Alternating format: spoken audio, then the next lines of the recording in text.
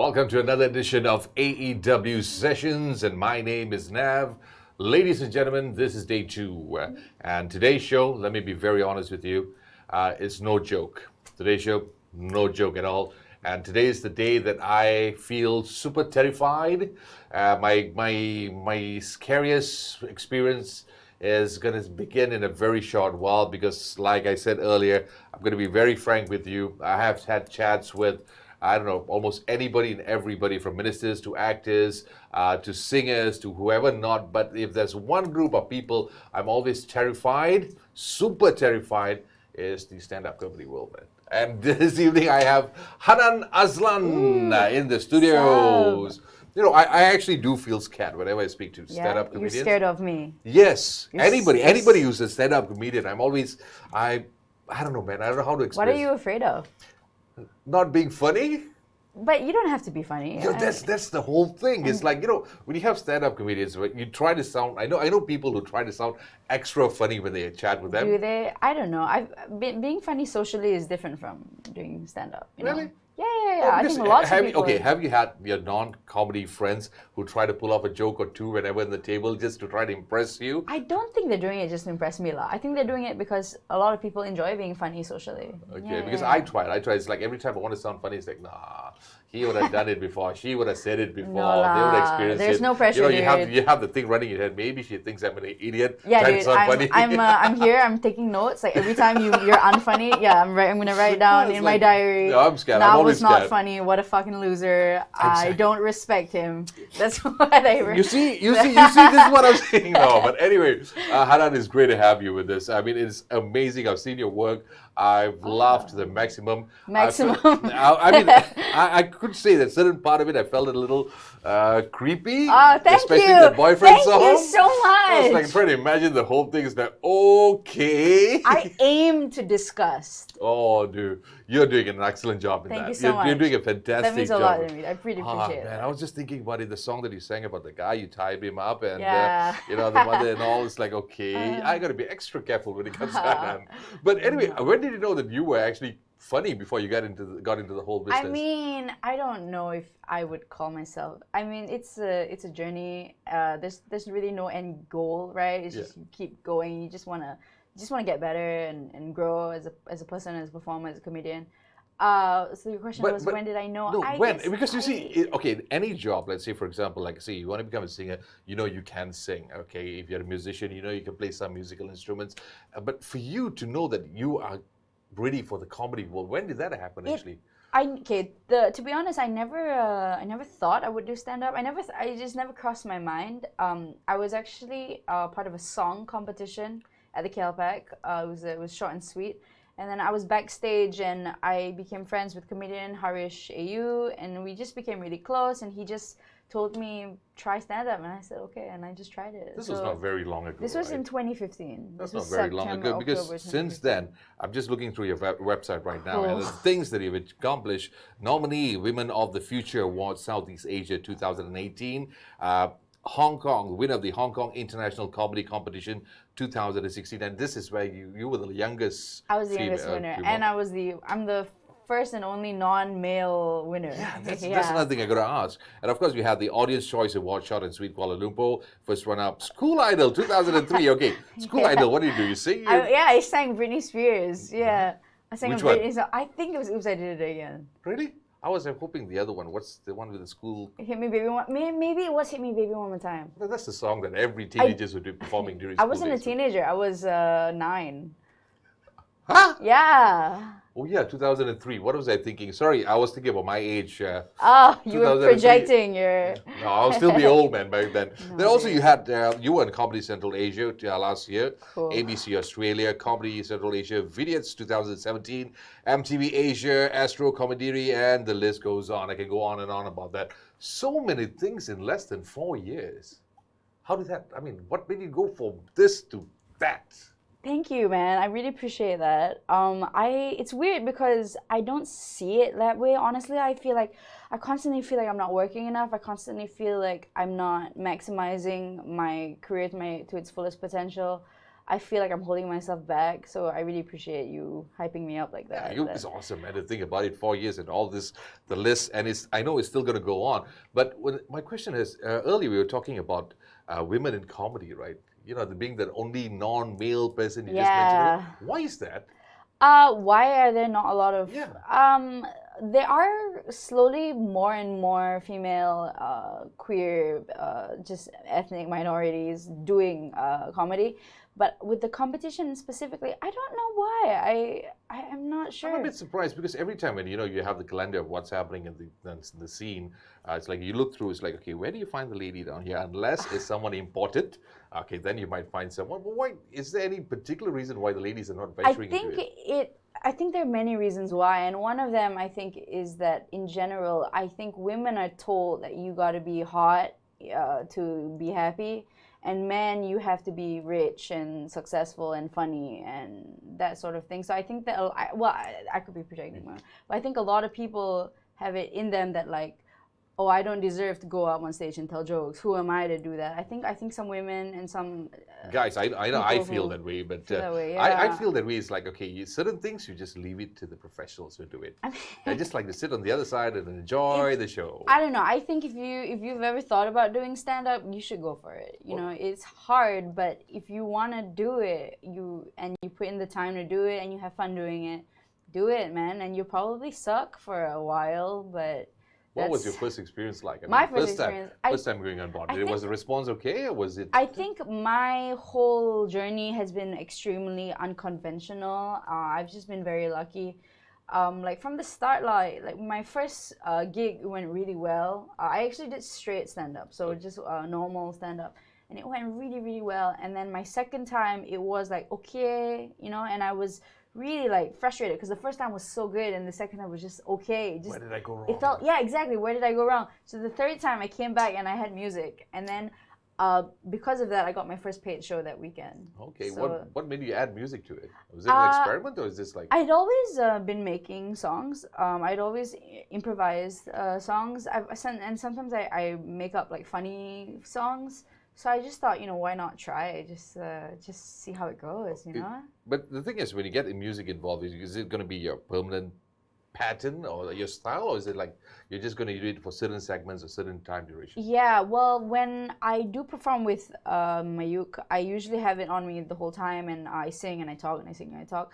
But I have periods where I don't bring Mayuk on stage, and I just go up and just do stand up. Yeah, Ooh, I've been challenging myself. Nice. Because I'm always curious also because everybody has their own style. How many styles are there when it comes to stand up? Oh God, I think countless. I think you definitely have like people genres, deadpan, right? Storytelling comedians, clean comedians, dirty comedians, music comedians, rap comedians. It's just I think if you do it, it exists. It's its own genre. How about here in Malaysia? In Malaysia, I would say the local scene is quite straight in many senses of the word. I would like to see more variation. I would personally to see more wacky comedy.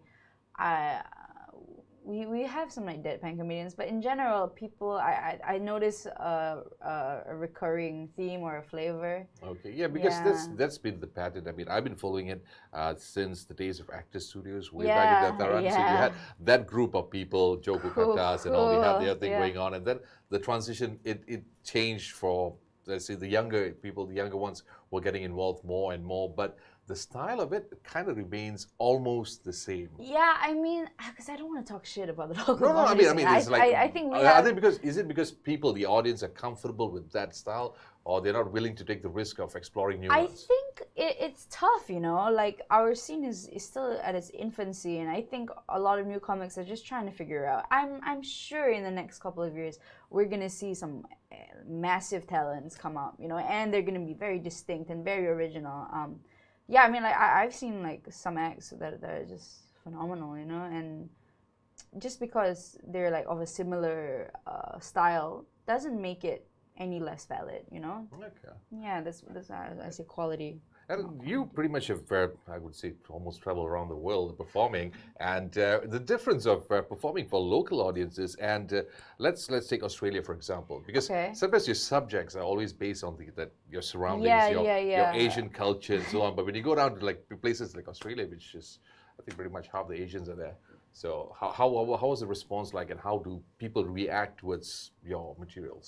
So I guess like I love performing back home. You know, like when I'm abroad, I actually write material that I can only do in Malaysia, and I can't wait to get home and do that. You know, I feel that when I'm in Malaysia, I have I think I have more range because I'm local, because I speak BM. You know, it's just yeah. In Australia, I feel they see me differently than people see me here, you know. I mean, because the context is different, right? Okay. The way I look is like, to them, you know, I'm this Asian comedian, right? Like here, it's not really like that. Here, I'm just one of us. But the reaction, I would say that, I mean, the audiences here are just as good as audiences in Australia. I would say that the one difference is probably Asian audiences, Malaysian audience specifically, are a bit more polite than Australian audiences, because they get fucking wasted, and then they just go hard when they cheer, and then they heckle. We get way more hecklers in Australia. In fact, when we have hecklers here, more often than not, they are Western, they're Australian or British or something. Here they don't have. Because they won't make it alive. We do, we have, but it's way less. Way less. Cool, man. Yeah. Here is a different thing. The moment you start heckling, and the next guy next to you is like, "Wait, I'll meet you in the car park after this." How dare you do that? But anyway, talking about comedy and so on, comedy isn't the only thing that you do, right? Yeah, it's not the only thing that I do. You make music, you're involved in plays, if I'm not mistaken. Yes, my background is in theatre. So what's up with that? What's going on right now? I actually am doing a theatre project. I'm doing Shakespeare. I'm doing Merchant of Venice with the Kuala Lumpur Shakespeare Players. That's happening. We are shooting it. We're making I guess a short film. Nice. Whoa, is it? Nice. It's not a short film. It's a recording of a play. Okay. So we're putting on a play, and we're recording that. Oh fuck! I forgot my. Can I say that? Can I you swear? just said it. It's alright. It's Facebook. I didn't check. God, I forgot my date, but I want to plug my show later. Please do. Yeah. We will definitely get your entire schedule out in a bit. Do we have the details? We'll try and type that out. We'll get the details. Okay, but in the role of Shakespeare, what exactly are you doing there? Are you just acting or just making music? So I'm doing a few things. I'm acting as Nerissa. Actually, we haven't even had the meeting, so I'm assuming I'm Nerissa because I was Nerissa the last time. And I have a couple of songs in the show as well. Yeah. So you make the songs, you write the songs, and how many songs have you written for? How many plays roughly? How many plays have I done? More than because let's face it, you are very young. I must say. I mean, very young. Some would say no, but yeah, you are, and definitely this. How many years have you been in the play again? I've been in the industry. I've been doing theatre since. I've been involved in theatre since I was 15, so 10 years. Okay, but I've been doing it professionally since I was 17. So how many plays or songs have you written for? Oh gosh, how many? An estimation. More, well, at least 8. I think. At least 8 shows I've done where I've written songs. Probably more, maybe 10, 12. Well, the reason why I'm asking you that is because you have written about 8 songs, a lot of plays, you perform for comedy, and any plans of coming out with your own albums or EPs or songs? Because, I mean, someone as talented as you are, sometimes you do impromptu, you change lyrics, you know, you have everything, you have the entire package, so why not come up with a song? I mean, I am working slowly on something. I've been trying to compile original music that I've made, original songs that I've improvised or written. A lot of my music comes out in my shows, in my live shows, but I do want to work on an EP or an album. But it's out of my comfort zone, so it's gonna take me a while. And I feel like I haven't met the right team yet necessarily. So I'm still hopeful, but I hope in the next couple of years. But if you get to do it, let's say instantly, the next couple of months, the concept or rather the theme for the album or your music, what is it going to be like? Is it going to be the creepy stuff again, or is it the funny stuff? Themes in my music. Well, I guess my serious music and my stand-up is quite separated. my serious music, I guess I talk a lot about loneliness, depression, isolation, keeping people at arm's length, feeling like I'm an outsider. You know, I classic angsty It happens, man. feels. I write a lot of songs about boys and girls and and sadness. I did read somewhere about you. I mean, putting in your experiences, life experiences in your shows and so on. But as a person, as an individual, like we're having this chat off air earlier. It's like knowing on stage you're a different person, and then off stage, you know, it's like a different person altogether. So, but are you the kind of like the quiet person, just reserved to yourself, and then when it comes to shows, only then you just let it all out? No, I mean, depends what I'm on, but I guess I can be quite lively. I tend to match people's energy. When I'm with someone who's really quiet, I tend to be more talkative and outgoing and giving that way. But when I'm with very loud people or very dominant personalities, I tend to be smaller. Yeah, Okay. I don't know if that's an Asian thing, like of being polite, trying to happens. neutralize a room. I think we're trying to imitate a little bit on the Western side, also making an attempt, but I doubt it's working. But and also when you have chats with people, being in groups, do the people actually expect you to be funny most of the times, even especially when it comes to strangers, a new group of people when you meet up? I mean, if they're cool, no, they're not expecting me to be on. But if I mean, I have met some people who expect me to be the same as I am on stage. Okay.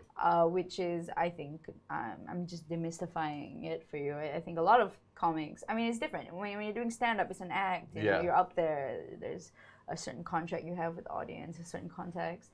And after that, when I'm just me, like I just want to chill. You know, like I don't want to have to be. I don't want to have to be a host or an MC, a social. You know what I mean? I rather I like if I'm getting paid for that, sure. But if I'm in a social environment, I don't feel the need to do that for Cool, people. because this is for the audience out there. They always have this expectations of when it comes to comedians or performers, you need to sound or maybe be like certain ways. But other than that, your rituals when it comes to shows, do you have any particular rituals before and after? Do I have rituals? I pee a lot. Like not a lot. I pee frequently. Okay. I pee frequently in small quantities before a show. It's like an anxious thing. I clear my throat a lot. I usually like to have a lozenge before I go on. I stretch. Yeah, I crack my back. Yeah. What else do I do? And then I pace, and I'm just sorry, I'm touching the mic. I'm just with the anxiety. Oh, wow. Yeah, that's a ritual. And after the show, because like some comedians, they do not like to be disturbed. No conversations, no chats. Are you that one of those? After the show, I'm good. Yeah, I mean, it depends. Like if the show went well, I'm fucking happy. But if the show didn't go so well, I'm kind of in my own feelings, yeah. But is it in fact, I mean, I'm sorry, I'm getting too details on the psychological side of it. Go. Because it's always different when it comes to stand-up comedians, the emotions and how the mind works, it's very, very different. It's like sometimes when it comes like being funny, performing your shows live, getting everyone to laugh, but at the very same side, you have your battles to fight. You know, you have your emotional thoughts and all this kind of stuff. So how do you balance it out? Because it's not going to be an easy task. You know, you're having all that anger or maybe sadness or maybe depression or whatever you call it. Then next minute, within 5 minutes, you're going to go on stage. You're going to make people laugh. You know, how do you balance it all out? Are you asking me how do I make people happy? No, how do you control? I mean, how do you switch? I mean, what gets you to switch from being in my own feelings to being on and giving? I think that, I mean, I see stand-up as it's a passion of mine, obviously.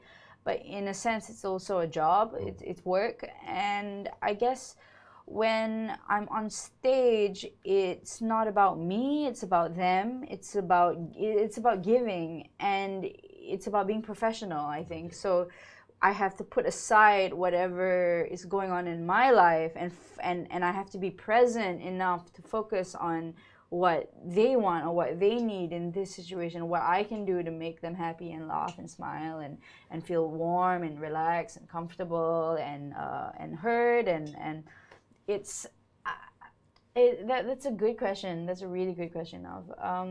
I guess I just have to remember a lot that it's not about me and it's about them. I think because if I'm having a bad day and I make it about me and I bring that on stage, it's not. I don't think that's fair to the Has audience. it ever? Of course I've had shows where, well, I don't know. Like honestly, a lot of the time when I'm really upset before a show, the show goes even better than usual because I'm so emotional or I have this like drive or this fire, and then I go on stage and then I forget about it and focus on them, and it's channeled in this way. So Okay. I'm channeling my upset. It's happened a few times where I'm upset and then I go on stage and it really works. But there's also been times where I'm not in a really good place and it affects my performance. Yeah, so it really depends, you know. The thing about stand-up, and it's what's scary about it, but also what's so exhilarating is every show is different. Cool. Absolutely cool. And for our audience out there who's watching this live stream, if you have any questions for Hannan, please feel free to drop it in, and anything and everything you want to ask, except for free tickets. Okay, that's not provided in this particular show. Well, No. if you're hot. Pay for it. Oh, okay. Oh. Okay. You can't argue with that. You definitely can't argue with that. If you're hot, send me a DM. Yeah, make sure you just I'll get DM you all a free that ticket. 6 packs I'll down get you here a free and whatever. ticket. Seriously, what kind of... What kind of seriously. what's my type? Is Yeah, that what I you're just asking? want to ask you that. It's like...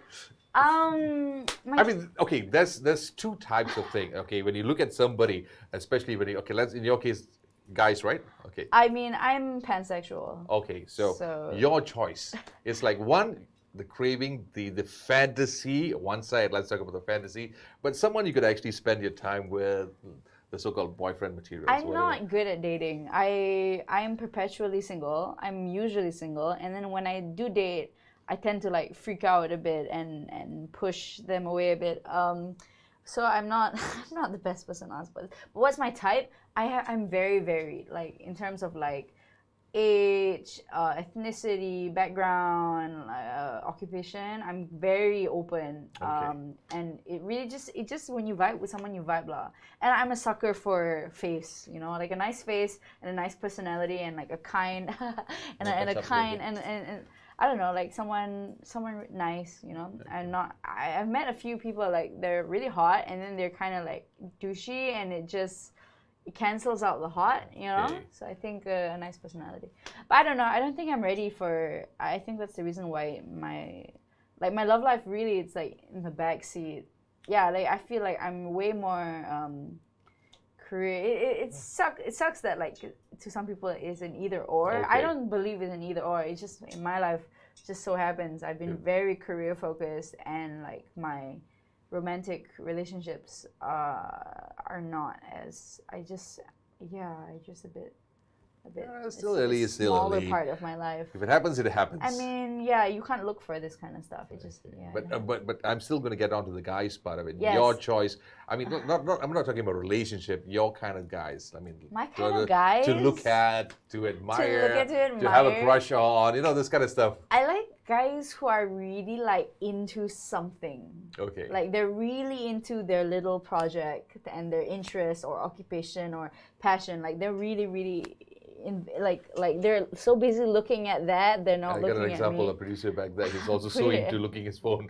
But No, not phones. But I mean, like they're what gets them going. Okay. I love a passionate person. I love people who don't have like, inhibitions. You know, people who are comfortable being themselves. I find that very attractive, very attractive. When someone is just like present. You know, when someone's like really listening to you, active listening. I find that very hot. Generous people, kind people, someone who's like helpful, that sort of thing. I find nice. Oh, and I find it so hot when people like wash dishes and like sweep and like I find that fucking Woman, you're going to hot. be single for a very long time. I've dated a lot of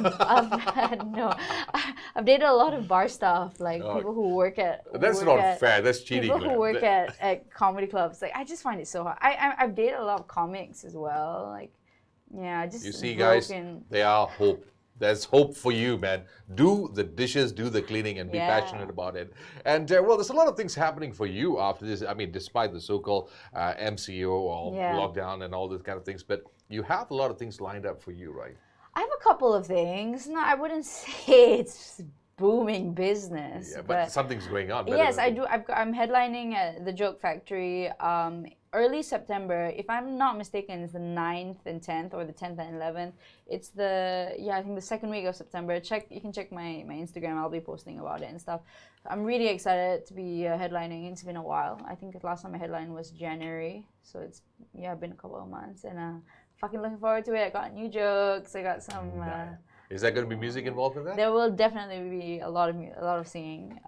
And involved. apart from comedy, anything else that's going on?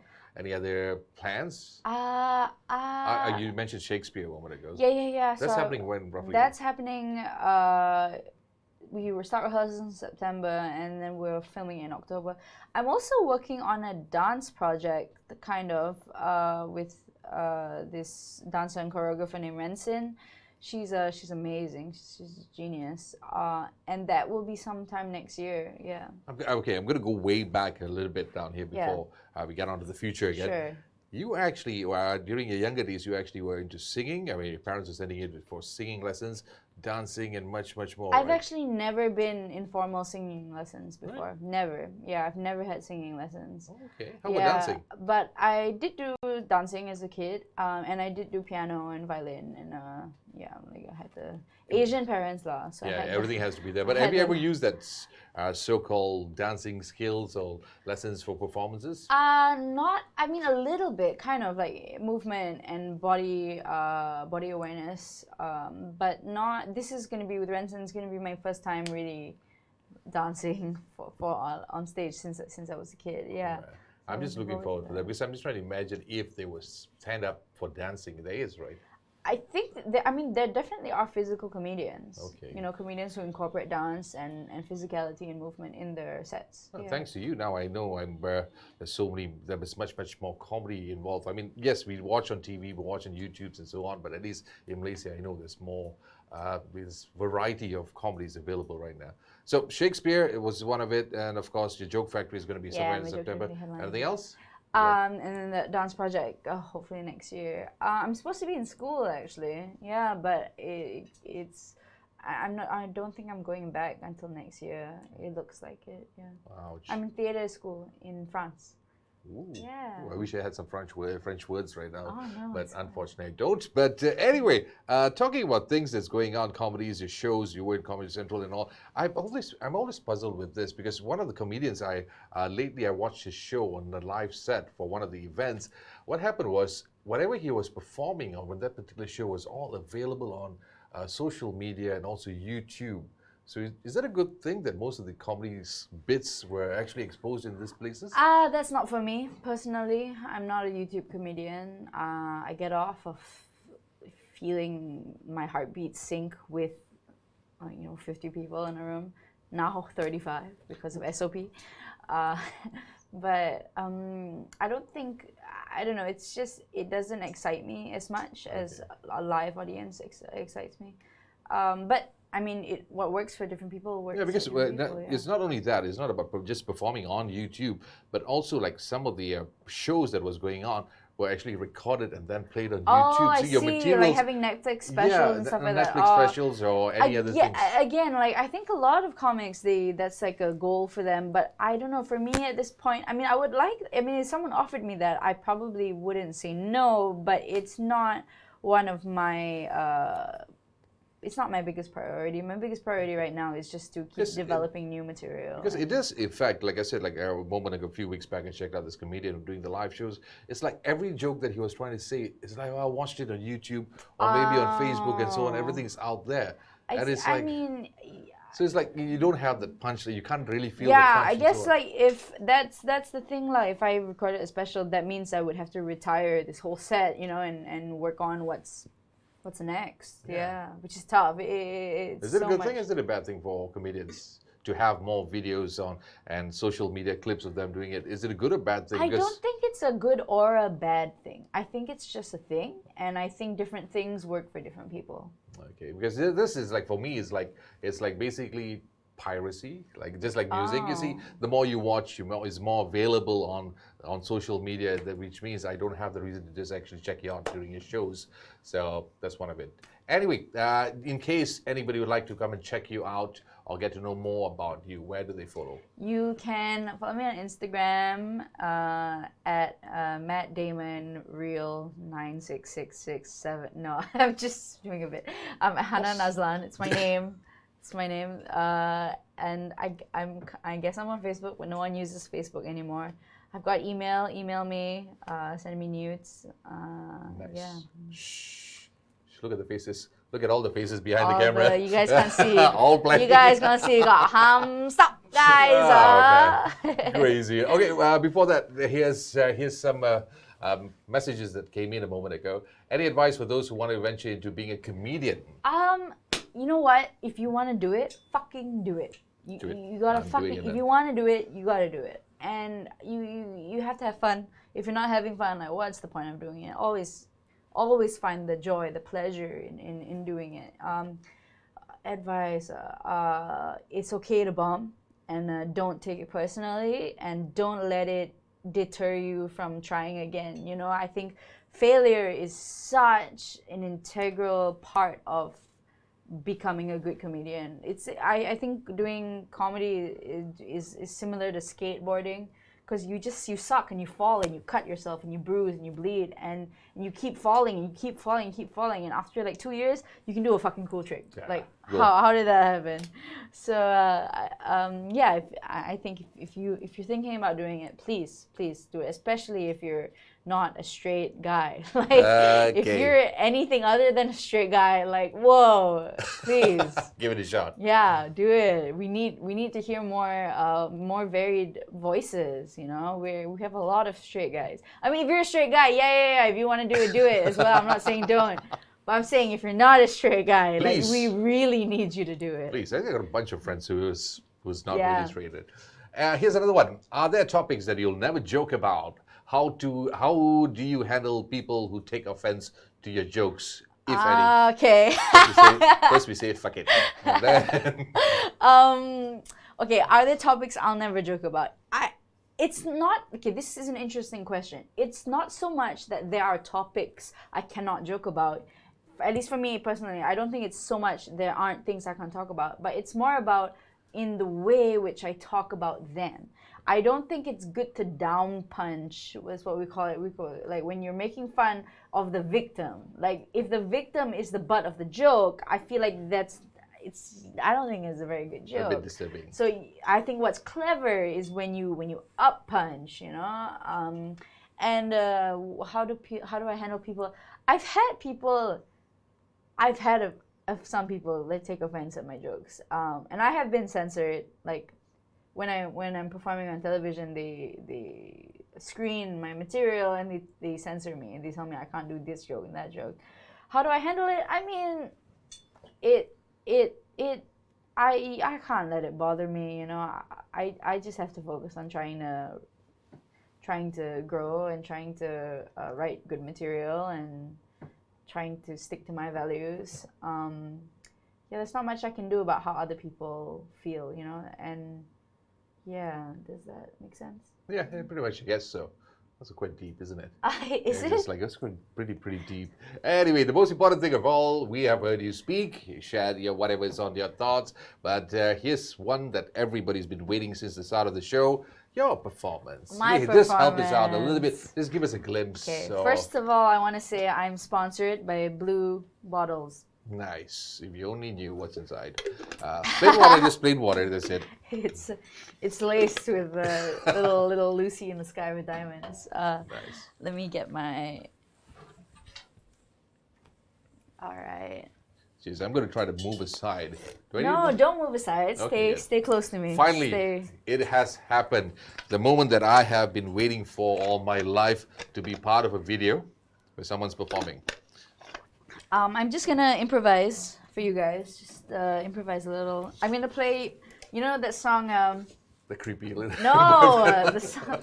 You're on this creepy thing. I don't know. It's I stuck wrote in my that head. like 3 years ago. You're on it, dude. Is that what you think defines my career? No. I mean, it is. It gets your mind running. Trust me. It's like you try to visualize the whole scenario. It's like it's been there in my head for the past, I don't know, few days or few weeks. It's nice. It's At a least compliment. it's good. You know, he did his research. He researched his. You know what chords these are? These are Mariah Carey's "I Can't Sleep at Night When You Are on My Mind." Bobby Womack's on the radio, singing to me. If you think you're lonely now, wait a minute, this is too deep, too deep. I gotta change the station, so I turn the dial, trying to catch a break. And then I hear, baby, your face. I only think of you, and it's breaking my heart. I'm trying to keep it together, but I'm falling apart. I'm feeling all out of my element, throwing things, crying, trying to figure out where the hell I went wrong. The pain reflected in the song ain't even half of what I'm feeling inside. I need you back in my life, you baby. Yeah. When you left, I lost a part of me. It's still so hard to believe you come back, baby, please, 'cause we belong together.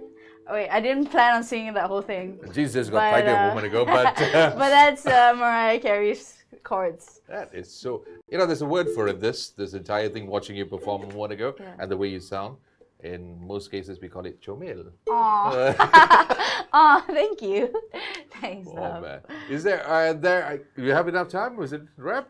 Okay, I think we're almost time already. So once again, if you want to get in touch with Hannan, okay, Hannan, remember you can also visit her on her website, which is hannanazlan.com. Every details is there, just in case you need her for a Every show. detail about me. Almost every detail. The rest will leave it to your Everything. imagination.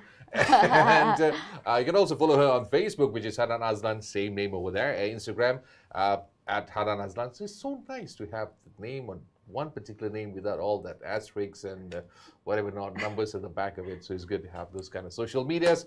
It's just way, way, way easier. So Hannan, once again, on behalf of AEW Sessions, I'd like to say a big, big, big thank you. Thank you so much for having me. It's lovely. It's one of my favorite shows, I must say, today. Yeah, it's one of my favorite shows. It's That means a definitely- lot.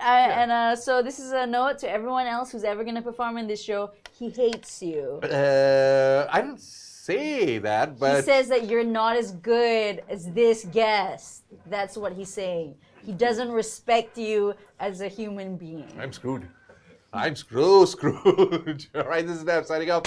And coming up very shortly, we got Mark Fabian.